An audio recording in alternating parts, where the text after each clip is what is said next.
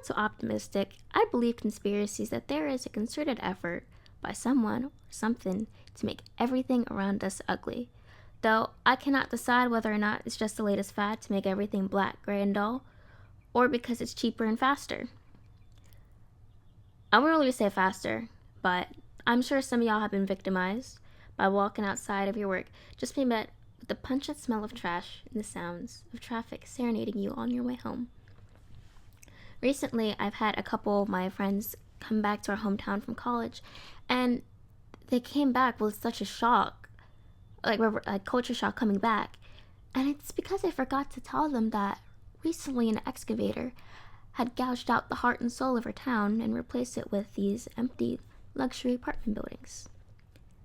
All of them look the same. You couldn't tell the difference between any of them. They're all luxury. And that's the thing too. They all say that they're luxury. Simple supply and demand. They can't all be luxury. Anyway, they all are ugly. And you had to sit in an extra 30 minutes worth of traffic. And you look over, you can't even appreciate the architecture. It is very poorly done. This is embarrassingly poor city planning on my town's part. But I know it's everywhere because that's what everyone talks about. Then they're expensive. They're empty, and they're ugly.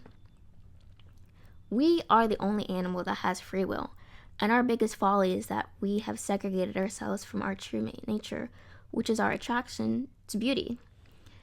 I often see that there is a misconception that beauty is a luxury that has to be purchased, that you have to go out of your way to go to something to make it beautiful and to pay someone else to make it beautiful for you. Us peasants must be satisfied with our lot of concrete gray and optimization over the human experience. The only thing that you need to make something worth looking at is just a bit of time and effort. The time's gonna pass anyway. Something else I see a lot, frankly, it's cope. That beauty is equivalent to some sort of vanity or shallowness, that something insidious is hiding behind beauty or something that is beautiful, or someone that is beautiful too. That, in reality, that there's something more to it. Your deprivation does not make you more pious than I, because I have respect for the human experience, and that we only live once. My life ain't gonna be ugly. I'd, in fact, argue that beauty is closer towards goodness than it ever was towards anything else. And whoever came up with those ideas that beauty is something that is a luxury, or that you need to be humble and conserve your expectations, needs to be dragged out to the center, tarred and feathered publicly. There is a reason why we value beauty as humans. Being surrounded by a bunch of drab and dullness kills their soul. Beauty is what creates the sense of awesomeness in us that makes us feel that there is a life worth living. These feelings give value to our lives, that there's something bigger than us, that there's a purpose that we can find in, whether or not it's God, or at least a sense of purpose in an everyday life. Even when you do live in these towns where you're surrounded by dull and grayness, there are little ellipses and moments where you can see something beautiful, like a sunrise or a sunset. Sometimes I'll go outside and I'll see the night sky. Luckily, in my house, I live in a place where I have a garden, and that's where I go to retreat to and look at something beautiful. It's really hard to find an ugly place of worship for this reason. Even in the poorest regions, churches stand out as a place of opulence. They're grandiose, formidable, and full of color, arches racing up the walls like highways, and domineering depictions of something holier than thou. Even in the caliphates, where there isn't any human depictions, they're hypnotizing geometric patterns and rich colors that surround you. Art gives us value.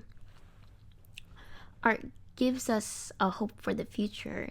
In art, there's an appreciation for the body and life, whether it's in motion or it's stagnant, whether you can see the realities of people, whether it's painted or depicted somehow realistically or abstract. You can see in multiple different art movements. For example, Monet painted dream-like landscapes, and the Renaissance was all about more formidable bodies. But it's something that you look forward to that's attainable.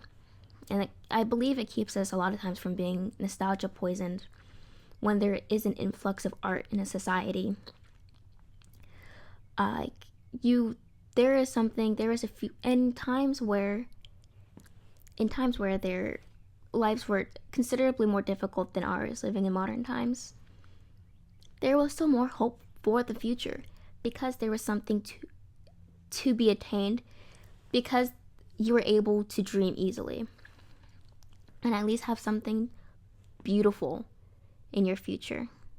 There's a reason why people dig in their pockets to go see the wonders of the world, whether it's natural beauty like the Grand Canyon or the beaches in the Philippines and the rolling hills in Peru, or for the architecture like Berry, sorry, like in Paris, to go see the Paris Square, or in London. So why the hell is everything ugly now? I think oftentimes we forget that we have the ability to create. What comes with our free will too is creation. I want to fill my life with beauty. I want to surround myself with beautiful things. I want to beautify anywhere I go. So, if you agree with my little thesis here, you might want to follow. I talk about all things fashion, art, music, and literature. Thank you very much for watching. I really appreciate it. Thank you.